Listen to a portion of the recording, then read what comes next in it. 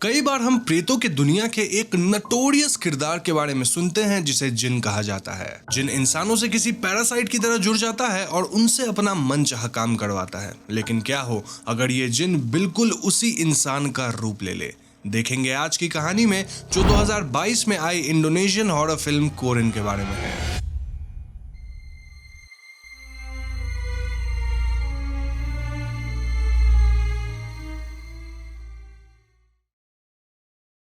तो फिल्म के पहले सीन में हमें एक रूरल एरिया का नजारा देखने को मिलता है, जहां हम एक लड़की को किसी से बचकर भागते देखते हैं। ये लड़की लगातार खेतों के बीच से बचते बचाते इधर उधर भाग रही थी, जहां उसके पीछे हम एक इविल एंटिटी को देखते हैं। ये एंटिटी दिखने में बिल्कुल इस लड़की की तरह थी और एक पॉइंट पर ये उस पर अटैक कर देती है। तो यहाँ से कहानी प्रेजेंट में आती है, जहां हम इंडोनेशिया के एक गर्ल्स बोर्डिंग स्कूल में एंटर करते हैं। हम फिल्म के सेंट्रल किरदार से मिलते हैं, जो इसी स्कूल की स्टूडेंट है, जिसका नाम है जहरा। जहरा यहाँ सोने से पहले कुरान पढ़ती है, जिसके बाद वो पानी लेने बाहर जाती है। बाहर अंधेरे में जहरा को अचानक एक हलचल सुनाई देती है। कोई वॉशरूम के बाहर एक अजीब तरह की आवाज निकाल रहा था और हम किसी की परछाई भी देख पाते हैं। ये देख जहरा बहुत डर जाती है, लेकिन तभी उसकी नींद खुलती है और हम रियलाइज करते हैं कि ये सिर्फ जहरा का एक नाइटमेयर था। तो अगली सुबह जहरा अपने दोस्त इक्शा और गेंदिस के साथ प्रेयर करने जाती है। यहाँ भी जहरा कुछ परेशान सी ही लग रही थी। जहरा की हालत देख इक्शा उसे पूछती है कि कहीं उसे फिर से बुरे सपने तो नहीं आ रहे, लेकिन इस बात पे जहरा कुछ नहीं कहती। प्रेयर के बाद सभी बच्चे क्लास के लिए निकल जाते हैं, जब हम स्कूल के टीचर्स से मिलते हैं, जो है उस्ताद जलीनी और उमियाना। उस्ताद को देख जहरा काफी डरी हुई लगती है और जब उस्ताद उसे स्कूल के बाद ऑफिस बुलाते हैं, तब उसके चेहरे का रंग बिल्कुल उड़ जाता है। इक्शा और गेंदिस जहरा को चिढ़ाती हैं, सेइंग कि उस्ताद जहरा को काफी तवज्जो देते हैं, जो सुनकर जहरा बहुत गुस्सा हो जाती है। तो अगले सीन में हम जहरा को ऑफिस में देखते हैं, जहां उस्ताद उसे योलांडा नाम की नई स्टूडेंट से मिलवाते हैं। उस्ताद बताते हैं कि जहरा उनके स्कूल की टॉप स्टूडेंट है और वो यहाँ से योलांडा की देखभाल करेगी। हमें पता चलता है कि योलांडा अभी अभी यहाँ एडमिशन ली है। तो आगे जहरा योलांडा को स्कूल घुमाने ले जाती है और बताती है कि यहाँ काफी नियम कानून मानना पड़ता है, लेकिन योलांडा जहरा से कहती है कि वो ज्यादा दिन तक यहाँ पे नहीं रहने वाली। उस रात योलांडा को जहरा, इक्शा और गेंदिस के साथ कमरा दिया जाता है और बातचीत के दौरान योलांडा बताती है कि उसे उसकी माँ ने जकार्ता से यहाँ खास रूल्स रेगुलेशन सिखाने के लिए भेजा है। बाकी लड़कियां योलांडा के पास एक चाकू देखती हैं और योलांडा बताती है कि ये उसकी सेफ्टी के लिए है। तो अगले सीन में हम सभी बच्चों को प्रेयर के रूम में देखते हैं, जहाँ उस्ताद उन्हें जिन कोरिन के बारे में बताते हैं। जलीनी कहता है कि कोरिन एक खास तरह का जिन होता है, जो इंसानों के साथ साथ उनकी परछाई बनकर चलता है। इसी दौरान यहाँ एक अजीब हादसा होता है, जब गाँव के कुछ लोग एक लड़की को यहाँ लेकर आते हैं। ये लड़की अपने हाथ पैर पटक रही थी, मानो उस पर किसी और का साया हो। उस्ताद जलीनी इस लड़की को काबू में करने की कोशिश करते हैं, जहां उसके हाथ में हम एक लकड़ी का यंत्र देखते हैं। वो इस यंत्र को बार बार हिला रहा था, जिससे एक आवाज निकल रही थी। एज अ व्यूअर हम रियलाइज करते हैं कि जहरा को अपने नाइटमेयर में भी ये आवाज सुनाई दे रही थी। खैर, coming back to the scene, जलीनी एग्जॉर्सिज्म परफॉर्म करके इस लड़की को शांत करता है। खैर, तो उस रात डॉर्मेट्री वापस जाते वक्त इक्शा कहती है कि जलीनी ने एग्जॉर्सिज्म के समय जो मंत्र पढ़े थे, वो सुनने में काफी अजीब था। इस पे योलांडा बताती है कि वो कोई लोकल भाषा लग रही थी, ना कि कुरान के मंत्र। योलांडा ये भी कहती है कि हो सकता है कि वो लड़की सिर्फ नाटक कर रही हो, लेकिन जहरा उसे समझाती है कि हमें अल्लाह पे भरोसा करना चाहिए, क्योंकि इंसानों को उनकी जरूरत पड़ती है। वो आगे कहती है कि कई मुस्तफा भी हमें यही सिखाते हैं। इस पे योलांडा पूछती है कि मुस्तफा कौन है, और गेंदिस बताती है कि मुस्तफा के बहुत फॉलोअर्स हैं और इस वक्त वो किसी जरूरी काम से बाहर गए हुए हैं। दूसरी तरफ हम जलीनी को उसके घर पर देखते हैं, जहाँ उसकी बीवी हाना उससे बात करने आती है। हाना कहती है कि उसके पिता मुस्तफा उनके लिए एक खास पवित्र जल भिजवाए हैं, ताकि वो जल्द से जल्द माँ बाप बन सके। हम देखते हैं कि जलीनी इस बात पे ज्यादा ध्यान नहीं देता। हाना आगे बच्चों के बारे में पूछती है, लेकिन जलीनी कहता है कि हाना को स्कूल की चिंता नहीं करनी चाहिए और सिर्फ अपने सेहत का ध्यान रखना चाहिए, बाकी सब वो देख लेगा। खैर, तो अगले दिन क्लास में जलीनी बच्चों को बताता है कि उनके लिए एक खास असाइनमेंट तैयार किया गया है। इस असाइनमेंट के दौरान उन्हें जिन कोरिन को समन करना है। यह सुनकर सभी स्टूडेंट्स काफी डर जाते हैं और योलांडा तुरंत इनकार कर देती है, लेकिन जलीनी बताता है कि एक्सपेरिमेंट्स भी सीखने पढ़ने का एक पार्ट होता है और ये असाइनमेंट उनके फाइनल ग्रेड्स के लिए बहुत जरूरी है। इसके बाद जलीनी असाइनमेंट की तैयारी का काम जहरा को सौंप देता है और उसे एक कागज थमा देता है। इस कागज के अनुसार सभी सभी बच्चों को अपने नाखून और बाल का एक हिस्सा काट कर जमा करना था। इस दौरान जहरा जलीनी के नाखून नोटिस करती है जो कटे हुए थे।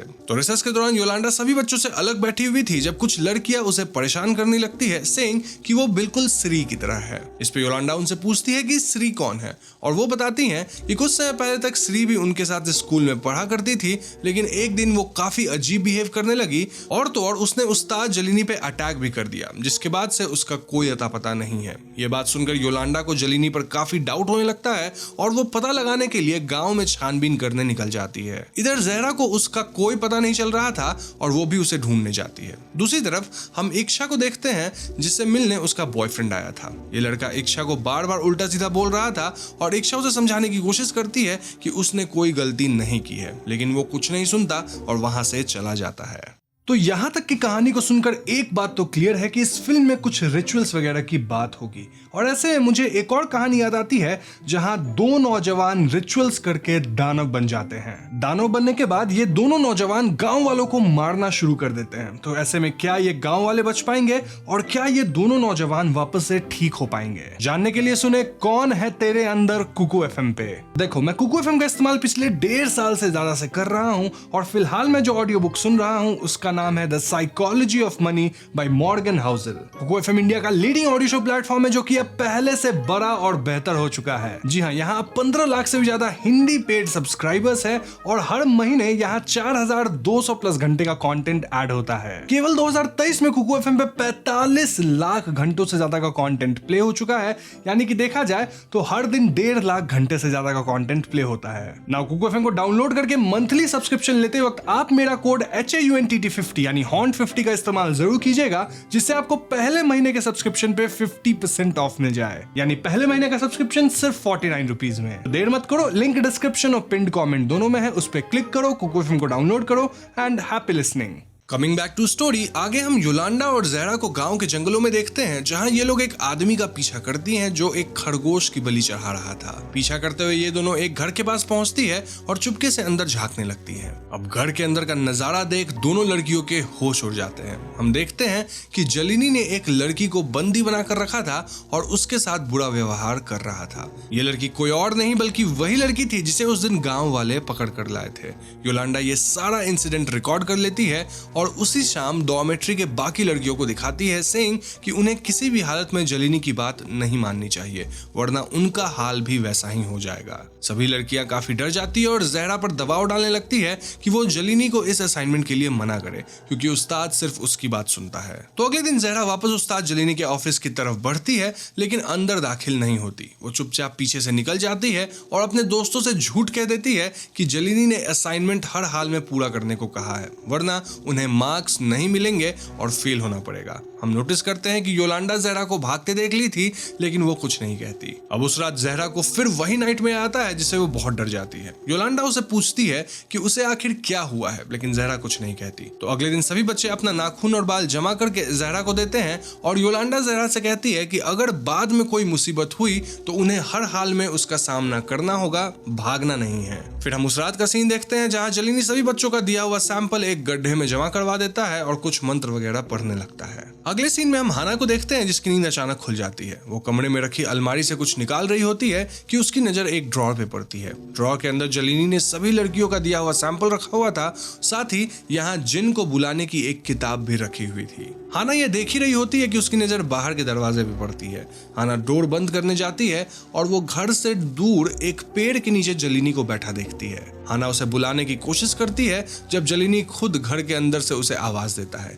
ये देख हाना बहुत डर जाती है और वो देखती है कि पेड़ के नीचे अब कोई भी नहीं था। हाना जलीनी को स्टूडेंट्स का दिया सैंपल जमा करने के लिए कन्फ्रंट करती है और हाना कहती है कि उसके पिता कभी किसी को जिन की पूजा नहीं करने देंगे और उन्हें हर हाल में उनकी दी गई सीख माननी है। हाना यहाँ जलीनी को याद दिलाती है कि यह स्कूल उसके पिता मुस्तफा का है, ना कि जलीनी का। लेकिन जलीनी काफी गुस्सा हो जाता है और कहता है कि हाना के पिता ने इस स्कूल के लिए कुछ भी नहीं किया, इसीलिए अब जो करना होगा उन्हें ही करना होगा। हाना इस बात से बहुत अपसेट हो जाती है और जलीनी से कहती है कि मैंने श्री और बाकी लड़कियों की बात पर कभी यकीन नहीं किया था, लेकिन अब उसे उस पर बिल्कुल भरोसा नहीं है। हाना का बर्ताव देख जलीनी काफी वॉयलेंट बिहेव करने लगता है और हाना बहुत डर जाती है। दूसरी तरफ हम जहरा को देखते हैं जो वॉशरूम में ब्रश कर रही थी। अचानक उसे आईने में एक डरावनी शक्ल दिखाई देती है जो बिल्कुल उसी की तरह दिख रही थी। जहरा उसे देख बहुत डर जाती है, लेकिन अगले ही पल सब कुछ नॉर्मल हो जाता है। तभी पीछे से इक्शा आती है और जहरा उसे जल्दी काम खत्म करके रूम में आ जाने को कहती है। वो नोटिस नहीं करती, लेकिन इक्शा यहाँ बहुत अजीब बर्ताव कर रही थी।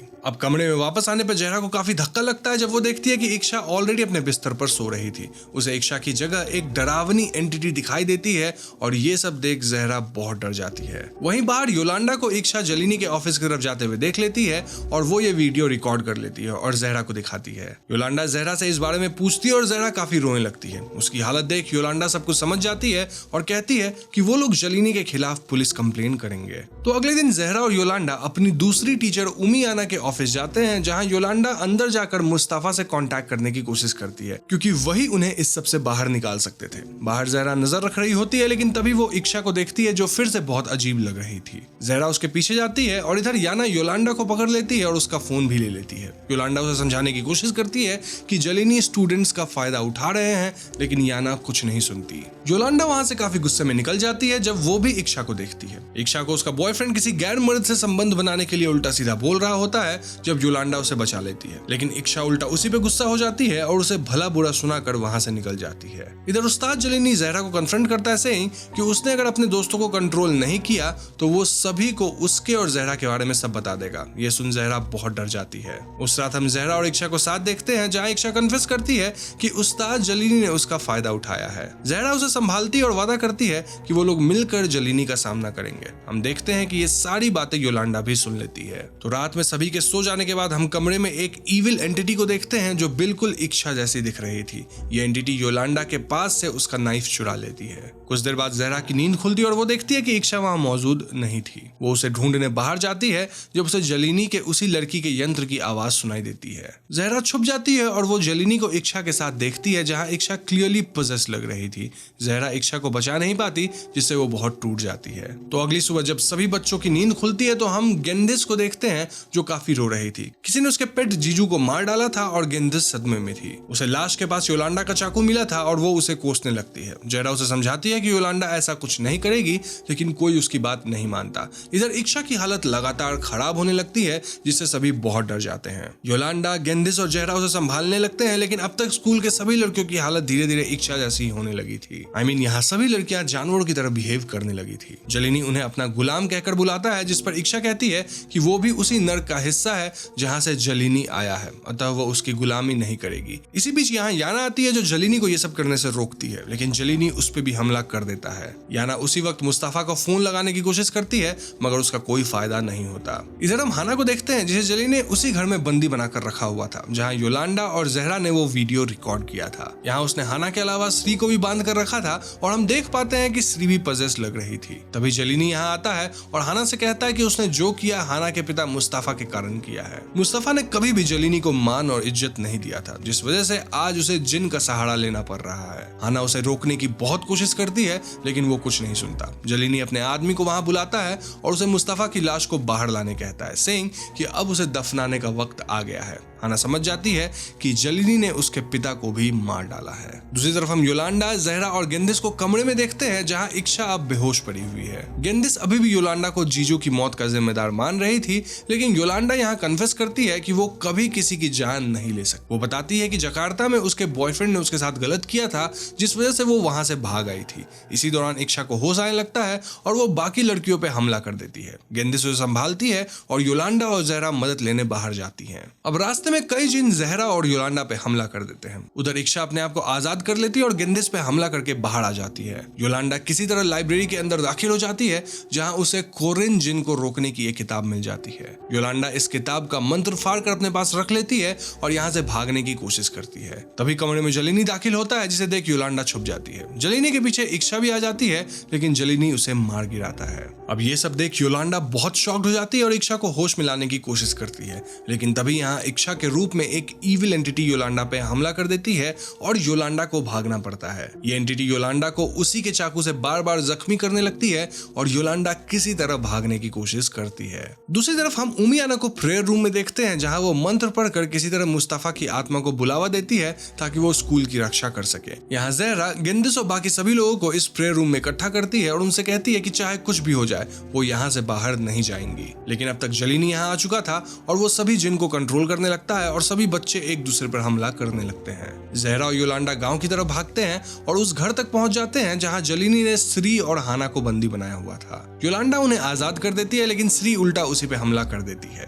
ऐसे में योलांडा वही मंत्र पढ़ती है जो उसने लाइब्रेरी में उस किताब से चुराया था। मंत्र सुनते ही श्री होश में आने लगती है और ये सब यहाँ से बाहर निकलते हैं। वहीं दूसरी तरफ याना भी मुस्तफा की आत्मा की मदद से जलीनी को रोकने की कोशिश करती है, लेकिन जलीनी उसे मार गिराता है। सभी बच्चे अब धीरे धीरे जिन के कंट्रोल से बाहर आने लगे थे और योलांडा, हाना और जहरा उन्हें लेकर बाहर निकलने लगती है। लेकिन यहाँ भी जलीनी इन्हें रोक लेता है और हाना को जान से मारने की कोशिश करता है, लेकिन ऐन मौके पर योलांडा उसे बचा लेती है। जलीनी का एक इविल रूप अब योलांडा पे हमला कर देता है, लेकिन जहरा यहाँ उसका सामना करती है और कहती है कि अब वो उससे नहीं डरेगी। जहरा जलीनी को मार डालती है। अब इस पॉइंट तक योलांडा की हालत बहुत ही खराब हो चुकी थी और मरने से पहले वो जहरा से कहती है कि वो अब आजाद हो चुकी है। इसके बाद उसकी जान भी चली जाती है। फिल्म के एंड सीन में हम सभी बच्चों को एक जगह इकट्ठा देखते हैं जो उन सारे सैंपल्स को आग लगा रहे थे। इनके बीच हम जहरा, योलांडा और इक्शा का इविल स्वरूप को भी देखते हैं जो ये सब देखकर मुस्कुरा रही थी। यहीं पर फिल्म खत्म हो जाती है। तो दोस्तों ये थी कोरियन फिल्म की पूरी कहानी और हम शॉर्ट में इसकी समरी पर चर्चा करेंगे।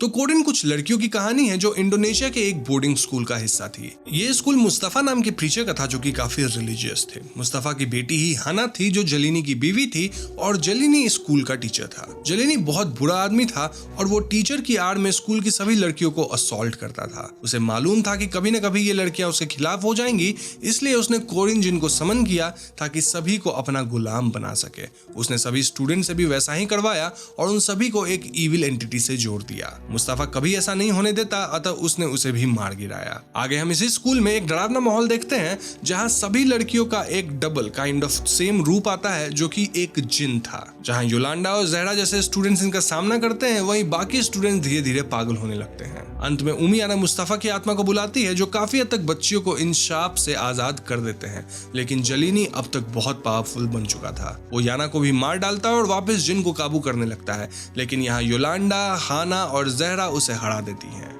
इस समय योलांडा की जान चली जाती है, लेकिन जाते जाते वो सभी बच्चों को इंक्लूडिंग जहरा को जलीनी के शाप से आजाद कर देती है। फिल्म के आखिरी सीन में हम सभी बच्चों को वो नाखून और बालों वाला सैंपल जलाते देखते हैं ताकि कोरियन जिन वापस नर्क लौट सके। लेकिन हम इनके साथ उन लड़कियों के इविल रूप को भी देखते हैं। जी हाँ, खास करके जहरा और योलांडा के इविल रूप को जो अब तक सामने नहीं आया था। ऐसा मुमकिन है कि किसी तरह इन दोनों ने वापस सबको काबू कर लिया होगा, क्योंकि एज पीपल भी योलांडा और जहरा बहुत स्ट्रांग थे। जलीनी के जाने के बाद शायद ये अपनी हुकूमत चलाने की कोशिश करेंगे। ये मुमकिन है कि सबको जलने के बाद ये भी वापस लौट जाए, लेकिन ये चीज फिल्म में क्लियर नहीं की गई है, क्योंकि इट्स क्वाइट पॉसिबल कि हो सकता है इनके नाखून और बाल का सैंपल जो जलाया गया था उसके अंदर ना हो, वो अलग से रखा गया हो। तो हाँ, हम इसे एक ओपन एंडिंग कह सकते हैं। अब बात करें कहानी में दिखाए गए इविल एंटिटी की, तो इस एंटिटी को इस्लाम में कोरिन या करीन कहते हैं। करीन एक ऐसा जिन होता है जो किसी इंसान का कार्बन कॉपी होता है। जी हाँ, एकदम हूबहू हम शक्ल। ये जिन उस इंसान की तरह दिखता है और कई बार उस इंसान का ही हिस्सा बन जाता है।